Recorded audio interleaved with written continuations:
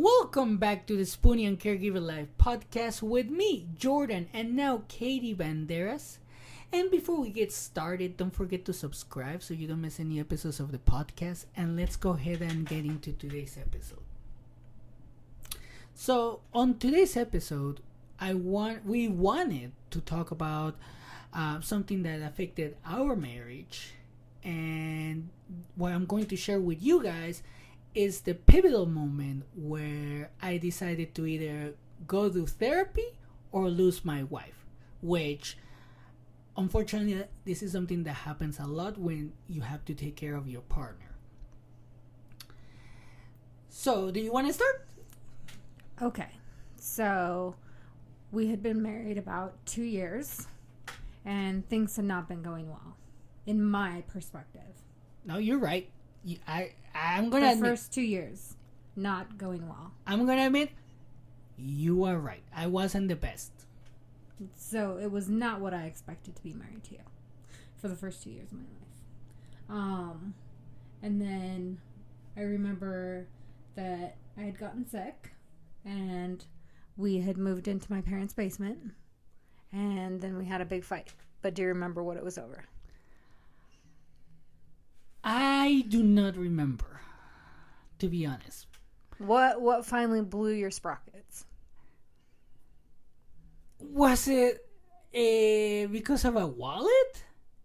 A purse. A purse. Oh, okay. A belt. A belt. Oh. And a wallet. Oh, okay. Okay. So, do you remember? Yes, and I wanna share this because I wanna be the one that tells that part, why the fight started.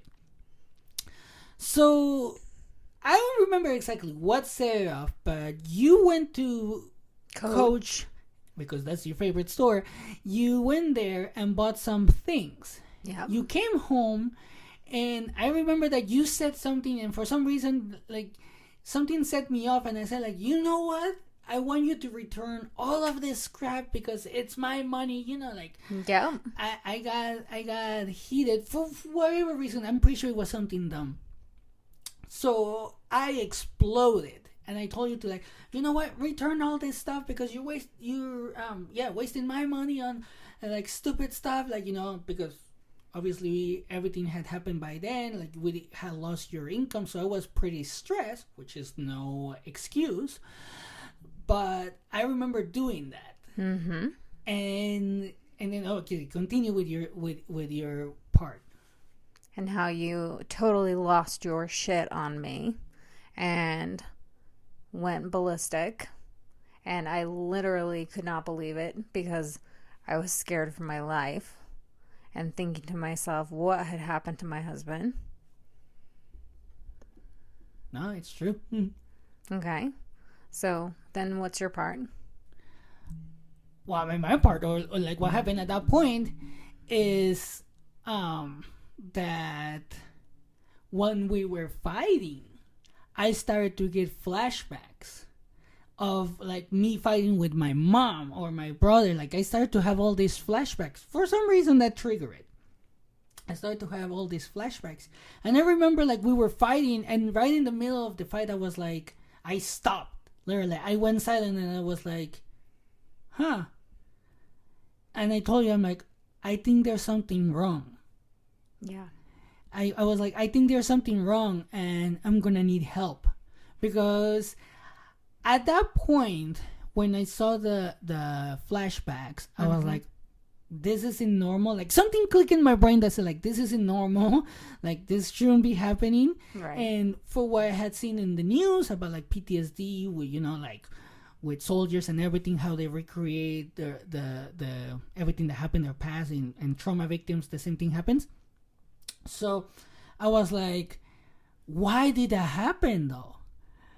Because I thought that my childhood was normal. So I started looking back to see why that happened, and that's when I realized, like, oh my gosh, I had a rough childhood.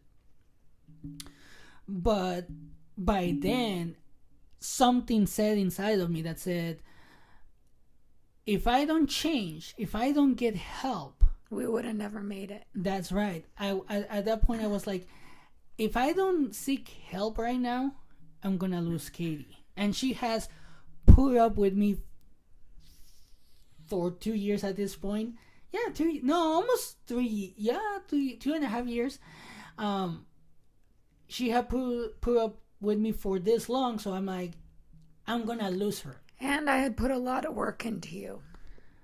Yeah, that's a story for a different time because it's funny, and I don't want to go off on a tangent because I'm not going to go off on a tangent either. I just want to say that I had put a lot of work into you at that point. Yeah, and wait, if we start sharing a little bit more about this, how much work you have put onto me, people will be like, "Damn, Jordan, you're in debt for life," like literally. But anyway, don't get me distracted because I go off on tangents. So when I say like, when I say to you, I need help, I literally was asking for help, for real, honest help for the first time in my life. Yeah. And I was like, I need help. Like, I was literally like, I need help. And that is hard to do. I mean, especially for men, because we tend to keep our trauma inside, and then it just blows up and we blame it on like, that's who we are, but that doesn't make any sense to me anymore. So I asked for help. Right. And you were able to find me the help, remember? Right. I looked it up on the internet and found you somebody. And I even found a man who took male patients. And it was even close in the neighborhood, actually. And then they even had somebody that worked after your schedule, after work. Like, I made it work for you because I was not dealing with it for one more minute. See, and that's one thing that I see with you. Is like, you help me honestly. Like, you look because you found somebody that was literally outside my schedule. Like, I was always like his last patient, but it worked for us. It was like meant to be. And when you told me that you found somebody, that was like, damn, now I have to go, because usually, like, we men or a lot of people, they say like, oh, I'm gonna go to therapy or wherever, and they don't really go, Right. Like, they don't really go. But I was like, no, I have to go. Like, I have to freaking go and figure out what caused those flashbacks. I had an idea at that point because of the flashbacks, but I was like, no, I need to work this out. And then, like, you want me to share like how my first day went? Sure. All right. So when I went to therapy, actually, you went with me. Remember? Yeah. Like, I was like, I don't know what this is all about, how this is gonna be, or how this is gonna work out. So I was like, you know what? I need you to go with me. Go with me the first day. See, I don't remember that, but I'm sure that I did go. Yeah. And then, okay, so if you don't remember that part, that's fine. That's brain fucking whatever, But I remember that we went there. And I didn't know what to say. I didn't know what this was all about. So I let you talk, and you told Tyson, the therapist, what was going on. And he asked me, like, is that true? And I'm like, uh-huh. Like, because I didn't know what to say.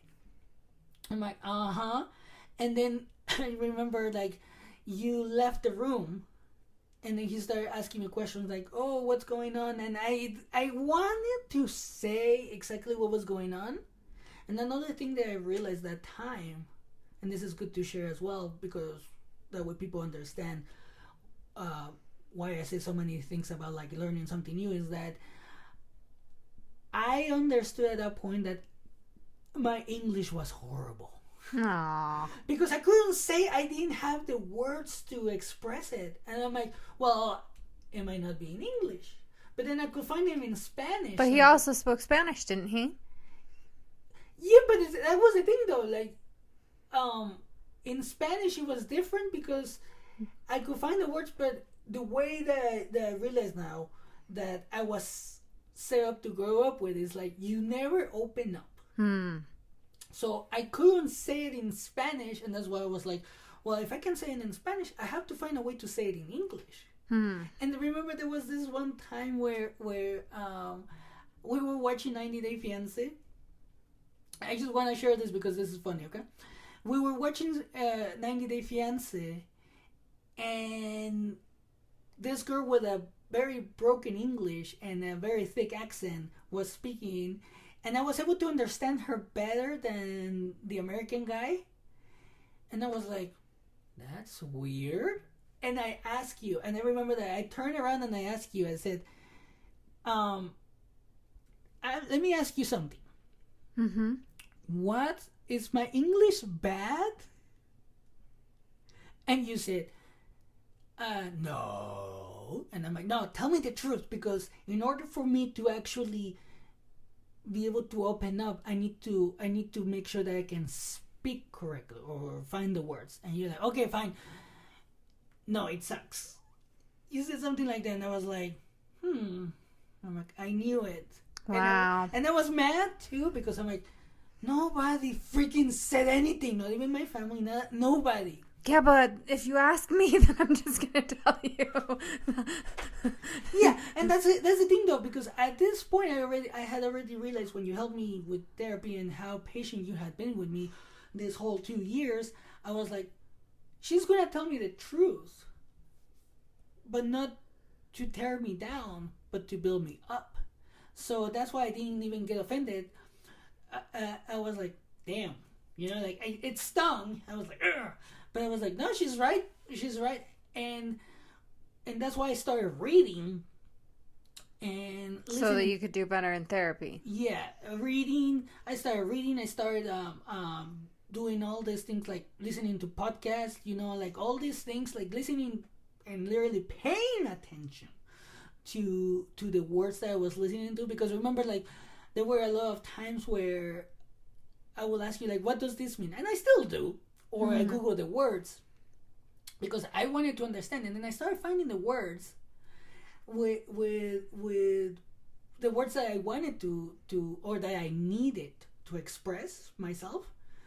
And then I started opening up in therapy. Like, I talked about my childhood, which is something I have shared on the first few episodes of the podcast or before. All the abuse, everything that my family unfortunately did. So I was like, wow, I'm starting to feel better. And obviously in therapy, and probably there's gonna be more episodes about what I have shared in therapy with you that we might do later, because there are so many stories that obviously can go over all of it right now.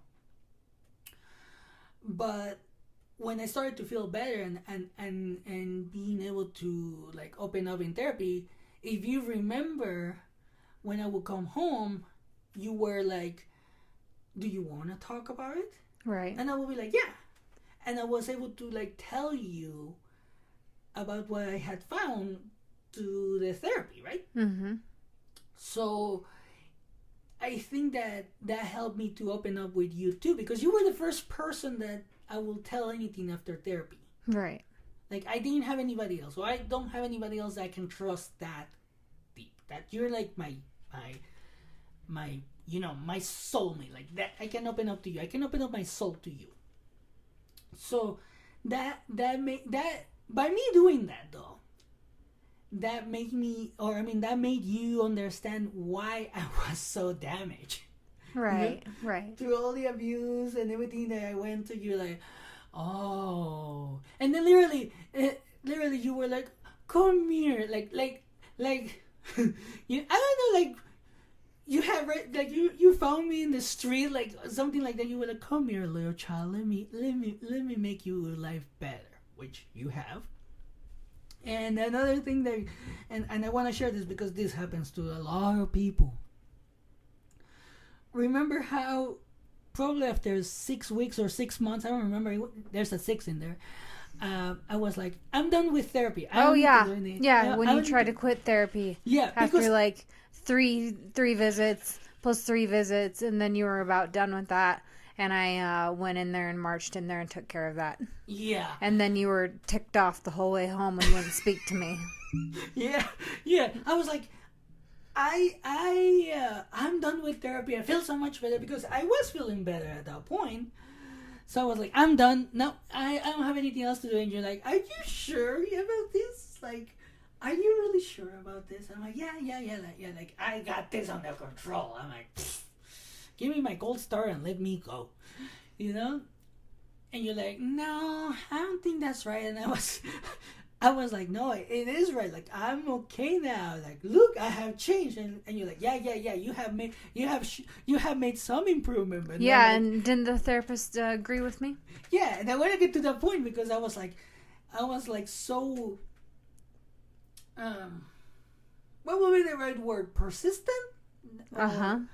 Yeah, persistent to not go anymore. And you're like, okay, you know what? You made a good point because you were like, you know what?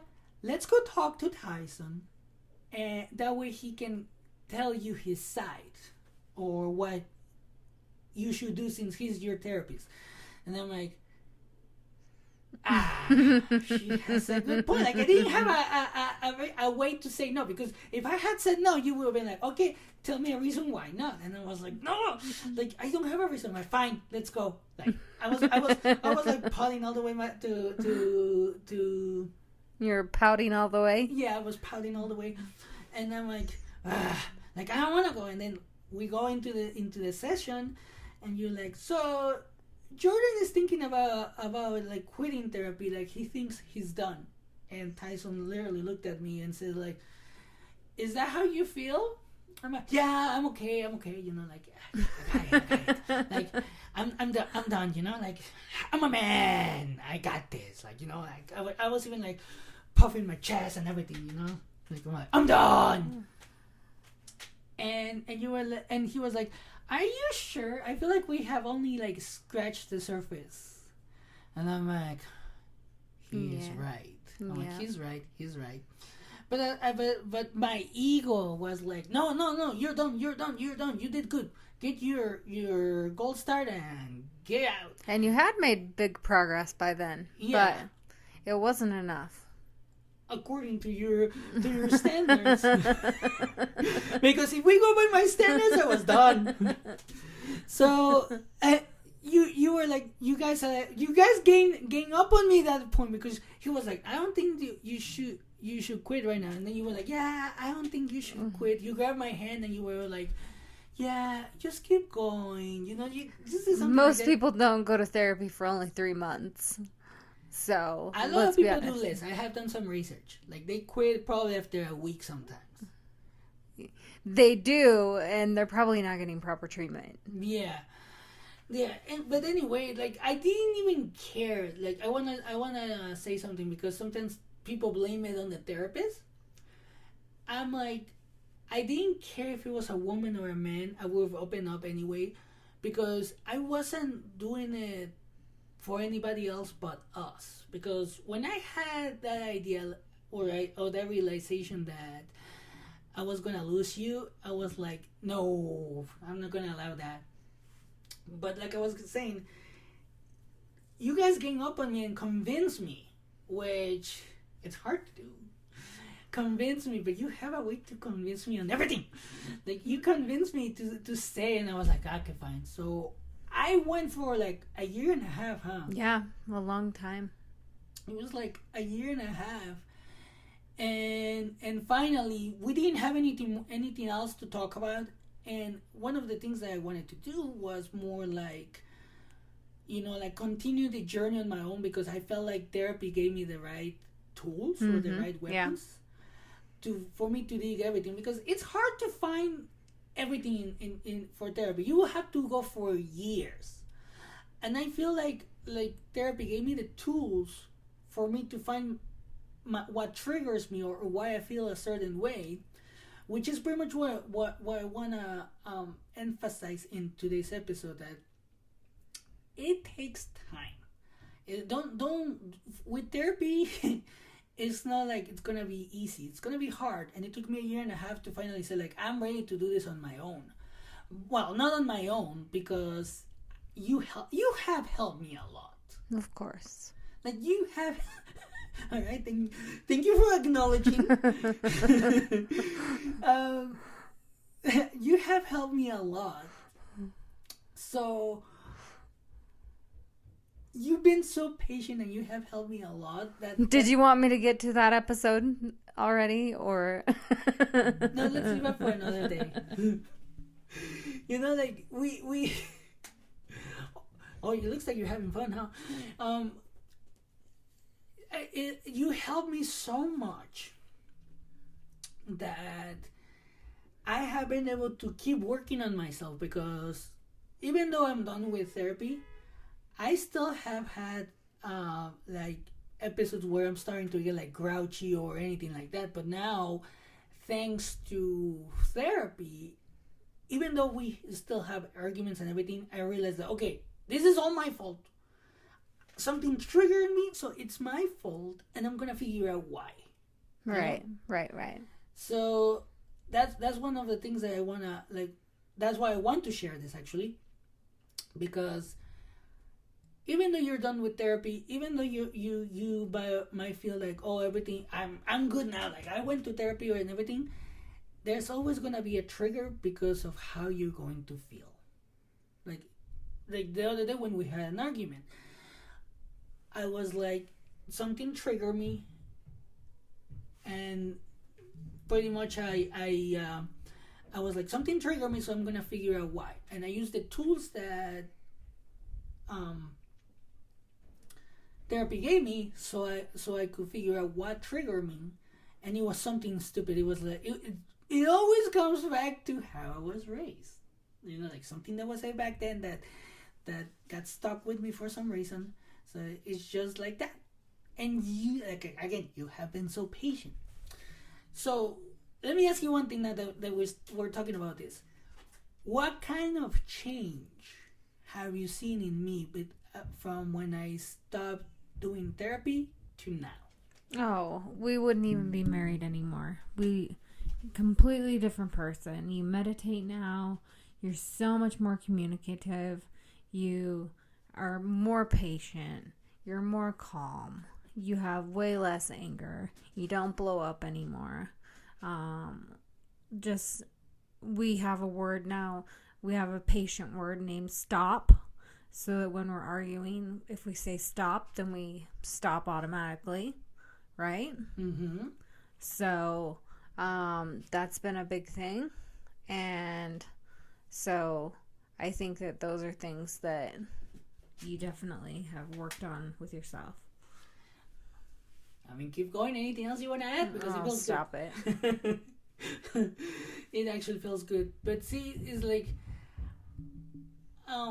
it has taken me, like, when did I stop doing therapy? In 2018? Yeah? Yeah. 2018. So and every day you question yourself more and more about why you're doing things. Mm-hmm. So I think this is a good point to a good ending point. I just want to end up with I just want to say this last part, what I want to say is that even after I left therapy, I still work on myself, and that has been for almost 4 years. Damn, it's gonna be almost 4 years, and I'm still working on myself. So if you ever decide to go to therapy, remember this: it's going to be hard. It's going to take a long time, but it's going to be a journey. It's going to be a journey, and it's going to be a lifelong journey, and I did it. So my marriage will stay. So my marriage will not fall apart. And by doing that, I found out that I never care about myself because of how I was raised or what other people said. So, don't care about what people say, even if you go to therapy, because once you really work on yourself, you won't care anymore. Like, have you noticed that with me? How I don't care about anybody's opinion? I just do it. Right. And like I said, I think this is You're kind of a go against the grain type of guy. and I have always been that though. I have always been like that when I was little. But then, you know, family pressure, which is something that probably we're gonna be talking about in another episode, because I actually like doing this. So I hope we can keep doing this. And like I said, this is where I want to end the episode. You have anything else to add? No. All right. Well, this is pretty much the episode that we wanted to share with you guys today about the reason why I decided to go to therapy. And like I mentioned, I almost lost my wife. My marriage was gonna fall apart, so I did it for us. And sometimes you don't have to do it for somebody else, but just for yourself. So if you ever need to go to therapy, one thing that I do want to say is that you can do it anonymously. Nobody has to know. That's the best part about therapy, you know? But thank you for all the support, all the stories that we have received. That's why we decided to share this as well. Thank you for everything. Thank you for the new listeners, the new supporters. We're growing, which is actually spectacular. And don't forget to follow us on TikTok, Instagram, Facebook, and YouTube. And if you want to, and don't forget to share, like, and subscribe. And if you want to share your story, don't forget to send it to us at the Spoonie Caregiver Life at gmail.com. Or you can post it on our social media, in the community as well. And I'll leave you like always.